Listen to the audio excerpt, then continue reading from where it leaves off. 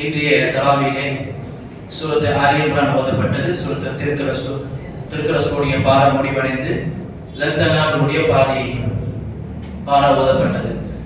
கணித்திற்குரிய அல்லாஹ் நடிகார்களே, இப்பொழுது நாம் ஓதப்பட்ட அந்த சூரா என்பது சூரத்துல் ஆல இம்ரான். அல்லாஹ் சுப்ஹானஹு வ தஆலா பாருங்கள், சூரத்துல் ஃபாத்திஹாவுக்கு பிறகு சூரத்துல் பக்ரா வைத்திருக்கிறான், சூரத்துல் பக்ராவுக்கு பிறகு சூரத்துல் ஆல இம்ரான். இதனுடைய நோக்கம் என்னவென்றால், சூரத்துல் ஃபாத்திஹாவிலே நாம் அல்லாஹ்விடத்தில் துஆ கேட்கிறோம். அல்லாஹும்ம ஹ்தினஸ் ஸிராத்தல் முஸ்தகீம், யா அல்லாஹ் எங்களை நேரான பாதையில் நடத்துவாயாக. எந்த பாதையை நீ உன்னுடைய மக்களுக்கு அருள் புரிந்தாயோ, ஸிராத்தல் லதீன அன்அம்த அலைஹிம் கைரில் மக்தூபி அலைஹிம் வலத்தாலின், கைரில் மக்தூபி அலைஹிம் வலத்தாலின். ரெண்டு இங்க வருது. மக்தூப் அலைஹி என்றால் யூதர்கள். எந்த பாதையை விட்டு எங்களை பாதுகாக்க வேண்டும், யூதர்கள் எந்த பாதையில் இருந்தார்களோ அந்த பாதையை விட்டும், தாலின் எந்த பாதையில் நசாராக்கள் இருந்தார்களோ, கிறிஸ்டியன்ஸ்கள் இருந்தார்களோ அந்த பாதையை விட்டு எங்களை நீங்கள் பாதுகாக்க வேண்டும் என்று நம்ம என்ன செய்யணும், சூரா ஃபாத்திஹாவில் அல்லாஹ்விடத்தில் துஆ கேட்கிறோம். அந்த அடிப்படையில் தான் சூரத்துல் பக்ராவை நீங்கள் பார்க்கலாம். அல்லாஹ் சுப்ஹானஹு வ தஆலா யூதர்களை பற்றி அதிகமாக பேசுகிறார். பக்ரா என்றால் பசு. யூதருடைய காலத்திலே, மூசா அலைஹிஸ்ஸலாம் காலத்திலே ஒரு பசுவுடைய சம்பவம் நடந்தது. எனவே அந்த சம்பவத்தை வைத்து அல்லாஹ் செய்தார் சூரத்துல் பக்ராவிலே அதிகமாக யூதர்களை பற்றி பேசுகிறார். சூரத்துல் ஆல இம்ரானிலே அல்லாஹ் சுப்ஹானஹு வ தஆலா ஈசா அலைஹிஸ்ஸலாம் உடைய சம்பவத்தை பேசுகிறார். அதற்காக தான் அல்லாஹ் தஆலா சூரத்துல் பக்ரா இதிலே யூதர்களை பற்றி பேசுகிறார், சூரத்துல் ஆல இம்ரான் இதிலே நசாராக்களை பற்றி பேசுகிறார். இம்ரான் என்றால் யார்? இவர் எந்த கோத்திரத்தை சார்ந்தவர் என்றால், ஈசா அலைஹிஸ்ஸலாம் உடைய தாயாருடைய தந்தை மரியம் அலைஹிஸ்ஸலாம் உடைய தந்தை தான் இம்ரான். அல்லாஹ் தஆலா சூரத்துல் ஆல இம்ரானில் கூறுகிறார், இன்னல்லாஹ அஸ்தஃபா ஆதம வ நூஹ வ ஆல இப்ராஹீம வ ஆல இம்ரான அலல் ஆலமீன். நாங்கள் நபிமார்களுடைய அந்த சந்ததியை 4 இந்த கோத்திரத்தில் தான் கொண்டு வந்தோம். ஆதம் நபியாக இருந்தார், நூஹ் நபியாக இருந்தார் அலைஹிஸ்ஸலாத்து வஸ்ஸலாம், இப்ராஹிம் அவரும் நபியாக இருந்தார், அவருடைய சந்ததியும் நபியாக இருந்தார். இஸ்மாயில் அலைஹிஸ்ஸலாம், யாக்கூப் அலைஹிஸ்ஸலாம், யூசுப் அலைஹிஸ்ஸலாம், தொடர்ச்சியாக ரசூலுல்லாஹ் ஸல்லல்லாஹு அலைஹி வஸல்லம். அதற்கு பிறகு இம்ரான் என்பவர் யார்? இந்த சந்ததியில் வந்தவர் தான் ஈசா அலைஹிஸ்ஸலாத்து வஸ்ஸலாம். இவர் நபியாக இருந்தார். எனவே மக்கள், அந்த யூதருடைய மக்கள் என்ன செய்தார்கள்? ஈசா அலைஹிஸ்ஸலாத்து வஸ்ஸலாமை நஅஊது பில்லாஹ் கடவுளாக ஆக்கிக் கொண்டார்கள். எனவே அதை மறுப்பு தெரிவிக்கும் விதமாக அல்லாஹ் சுப்ஹானஹு வ தஆலா இந்த சூராவிலே நசாராக்களை பற்றி அல்லாஹ் தஆலா அதிகமாக பேசுகிறார். கண்ணியத்திற்குரியவர்களே, இந்த சூராவை நாம் ஆரம்பிக்கிறோம். அலிஃப் லாம் மீம். இந்த என்ற வார்த்தை என்றால் ஹுரூஃபே முகத்தஆத் என்று சொல்வாங்க. குர்ஆன்ல எல்லா வசனத்திற்கும் அர்த்தம் இருக்கிறது. ஆனால் இந்த ஹுரூஃபே முகத்தஆத் என்பதற்கான சரியான அர்த்தத்தை அல்லாஹ்வுடைய தூதர் மட்டும்தான் அறிந்தார்கள். முஃபஸ்ஸீர்கள் அந்த அர்த்தத்தை அறிவதற்காக முயற்சி செய்தாலும் உண்மையான அர்த்தத்தை அல்லாஹ்வுடைய தூதர் மட்டும் அறிந்தார்கள். சில முஃபஸ்ஸீர்கள் சொல்கிறார்கள், இந்த ஆயத் எதற்காக என்றால் ரசூலுல்லாஹ்வுடைய அட்டென்ஷனுக்காக. எப்படி ரசூலுல்லாஹ் சொல்வார்கள், எனக்கு வஹீயுடைய அந்த சப்தம் எப்படி கேட்கும் என்றால் என்னுடைய காதிலே பெல் அடிக்கிற சவுண்ட் கேட்கும். ரசூலுல்லாஹ்வுக்கு வஹீ வரக்கூடிய அந்த நேரத்தில் எப்படி கேட்கும்னா பெல் அடிக்கிற, நம்ம ஸ்கூல்ல பீரியட் முடிந்தால் பெல் அடிப்பாங்க.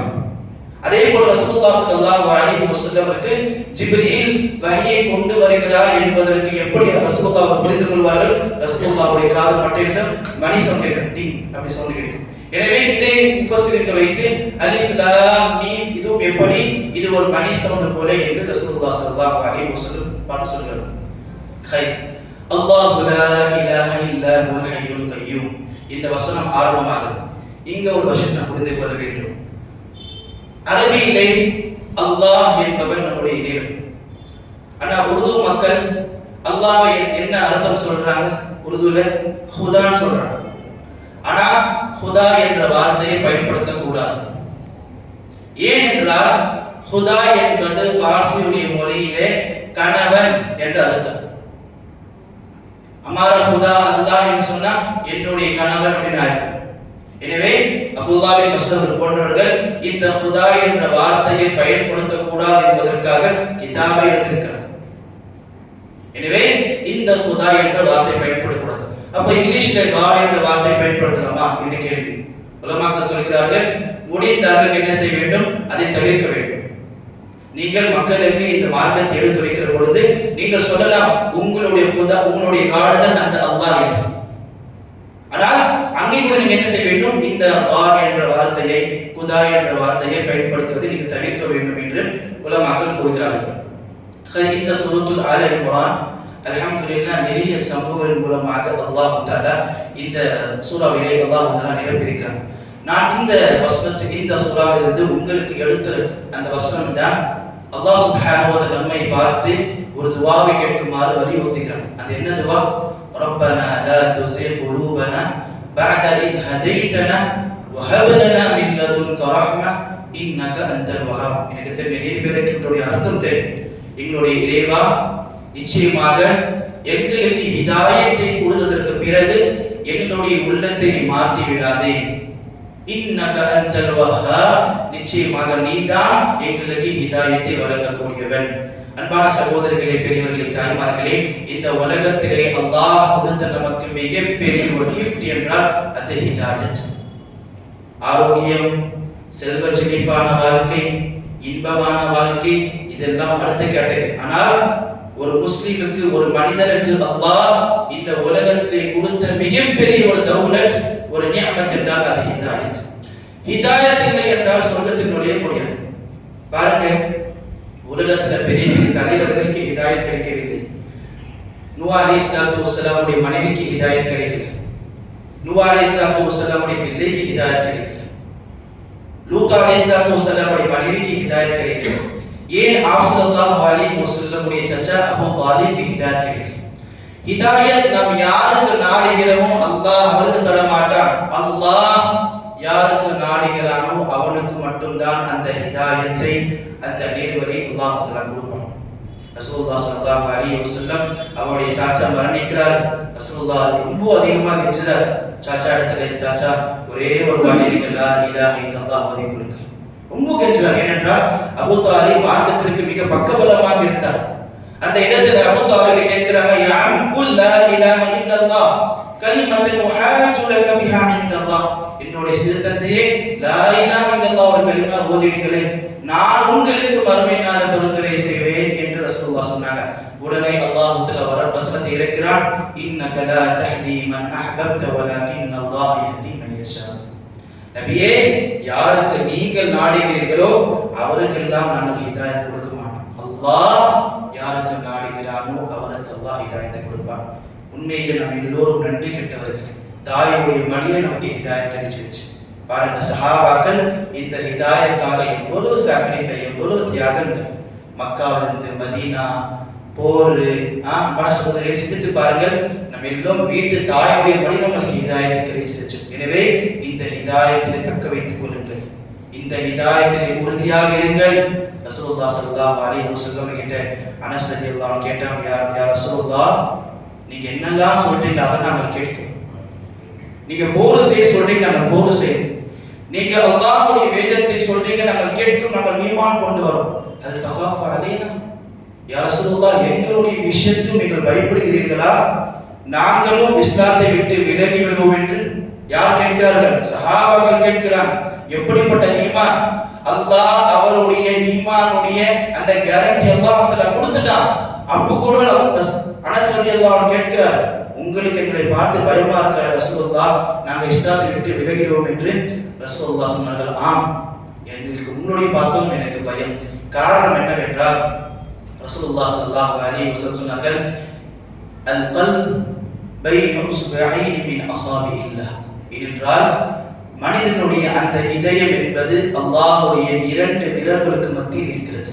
யுகல்லிபுஹா கைஃப யஷா. அல்லாஹ் நாடினால் என்ன செய்வான்? அந்த கல்வை எப்படி திருப்பிக் கொள்வான். நான் ஒரு முஸ்லிம், நான் பெருமை அடைத்துக் கொண்டிருந்தால் அல்லாஹ்வுக்கு தெரியும் நம்முடைய இறுதி முடிவு எப்படி இருக்கும் என்று. சவுதி அரேபியாவில் மிகப்பெரிய ஒரு ஆலிம் இருந்தார். அவருடைய பேர் நான் சொல்ல மாட்டேன். மிகப்பெரிய ஒரு ஆலிம், மாஷா அல்லாஹ், ஏகத்துவத்தை அதிகமாக போதித்தவர். இப்படி ஒரு கிதாபை எழுதினார். அந்த கிதாபை பார்த்து உலமாக்கள் சொன்னார்கள், இவருடைய சொர்க்கத்தில் செல்வதற்கு இந்த கிதாப் மட்டும் போதும் என்று. அவ்வளவு பெரிய பிரபலமான ஒரு மனிதர். ஆனால் கடைசியிலே இந்த இபாதத் எல்லாம் வேஸ்ட் என்று சொல்லி முர்ததாகி விட்டார், இஸ்லாத்திற்கு விட்டார். சிந்தித்து பாருங்கள், மார்க்கத்தை போதித்தவர், மிகப்பெரிய கேரண்டியோடு இந்த உலகத்தில் வாழ்ந்தவர், கடைசியாக அவர் ஏத்திஸ்டாக மாறிவிட்டார். அன்பான சகோதரர்களே, பெரியவர்களே, இந்த ஹிதாயத் மிகப்பெரிய ஞாபகம். எனவே அல்லாஹ்விற்கு அதிகமாக துஆ கேட்கும். உங்களுடைய துஆக்களிலே மிக முக்கியமான துஆ உங்களுடைய ஹிதாயத்திற்காக இருக்க வேண்டும். நீங்க ஆரோக்கியத்தை அப்புறமா கேளுங்க, அல்லாஹ்விடத்தில் துஆ கேளுங்க. அல்லாஹ் எந்த ஹிதாயத்தை நீ கொடுத்திருக்கிறாய் அல்லாஹ், அந்த ஹிதாயத்தை எனக்கு உறுதியா வை அல்லாஹ். அந்த ஹிதாயத்தை திருப்பி விடாது. நாளை மறுமையான சகோதரர்களே, இந்த ஹிதாயத்தை தான் நமக்கு சொர்க்கத்தை வாங்கி தரும். சொர்க்கவாசிகள் சொர்க்கத்தை நுழைவார்கள். என்ன வார்த்தை சொல்வார்கள்? அல்ஹம்துலில்லாஹி அல்லதி ஹதானா லிஹாதா. அல்லாஹ்வுக்கு எல்லா புகழும். அல்லாஹ் என்ன செய்தான்? எங்களுக்கு ஹிதாயத்தை கொடுத்தான். வமா நஹ்ததிய லௌலா அன் ஹதானா அல்லாஹ். அல்லாஹ் மட்டும் எங்களுக்கு உலகத்தில் ஹிதாயத்தை கொடுக்கவில்லை என்றால் நாங்கள் நரகத்தில் எரிந்திருப்போம் என்று சொர்க்கவாசிகள் சொல்வார்கள்.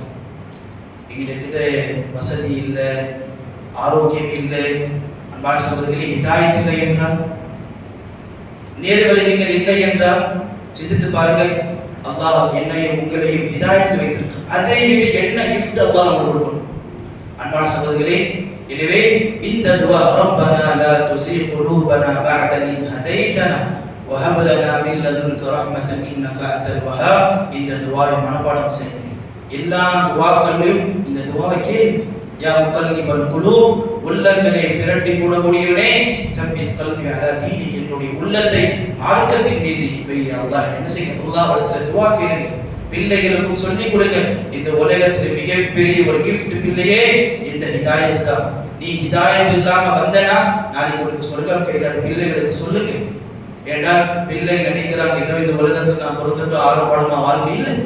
ஹிதாயத் மனசு பாருங்க, நபிமார்கள் எப்போதும் முயற்சித்தார்கள் பிள்ளையுடைய ஹிதாயத்திற்காக. நூஹ் அலைஹிஸ்ஸலாத்து வஸலாம் அவருடைய மகன் தண்ணீரில் என்ன செய்ய கொண்டுனா இதுவரை ஆயிரத்திருக்கிறான், மூழ்கி கொண்டு இருக்கிறான். பிள்ளைகளை சொல்றாங்க படகுல ஏறிவான்னு சொல்றாங்க. எப்போதும் முயற்சிக்கிறாங்க, ஆனால் முயற்சிக்க முடியல. அல்லாஹ் எங்களுக்கும் உங்களுக்கும் இந்த ஹிதாயத்தை கொடுத்திருக்கிறான். எனவே இந்த ஹிதாயத்தில் உறுதியாக இருங்க. அல்லாஹ் தஆலா கூறுகிறான், யா அய்யுஹல்லதீன ஆமனு தகுல்லாஹ ஹக்க துகாதி வ லா தமூதுன்ன இல்லா வ அன்தும் முஸ்லிமூன். முஃமின்களே, அல்லாஹ்வை எப்படி அஞ்ச வேண்டுமோ அந்த முறைப்படி அல்லாஹ்வை அஞ்சுங்க. அதே போன்று அல்லாஹ் மிகவும் கவனமான ஒரு வார்த்தையை சொல்றான், வலா தமூதுன்ன இல்லா வ அன்தும் முஸ்லிமூன். உங்களுக்கு மரணம் என்பது முஸ்லிமான நிலையில் வர வேண்டும். நீங்க எப்படி மரணிக்கிறீங்க அல்லாஹ் பார்ப்பான். நீங்க முஸ்லிமாக வாழ்ந்து நீங்கள் காஃபிராக மரணிச்சா ஹதீஸ்ல வருதா இல்லையா? ஒரு மனிதன் இந்த உலகத்திலே வாழும் வரை முஸ்லிமான அமல் செய்து கொண்டிருப்பான். விதி மாறி அவனை செய்வான், காஃபிருடைய அமல்களை செய்து நரகத்திற்கு போக விடுவான். அதே போல் ஒரு மனிதன் காஃபிரான அமல்களை செய்து கொண்டே இருப்பான். மரணத்துடைய நிலையிலே முஸ்லிமான அமலை செய்து சொர்க்கத்தில் நுழைந்து விடுவான். சகோதரர்களே, இந்த ஈமானை மிகப்பெரிய ஒரு பாக்கியமாக, இந்த ஹிதாயத்தை மிகப்பெரிய ஒரு பாக்கியமாக நினைங்கள். எனவே அல்லாஹ் சுப்ஹானஹு அனைவருக்கும் இந்த ஹிதாயத்திலே உறுதியை கொடுப்பானாக. இந்த ஹிதாயத்திலே நிலைத்திருக்கக்கூடிய அந்த பாக்கியத்தை அல்லாஹ் எனக்கும் உங்களுக்கும் வரக்கூடிய சந்ததிகளுக்கும் அல்லாஹ் தருவானாக. அல்லாஹும்ம ஆமீன். சுப்ஹானக அல்லாஹும்ம பிஹம்தி அஷ்ஹது அன் லா இலாஹா இல்லா அன்த அஸ்தக்ஃபிருக வ அத்தூபு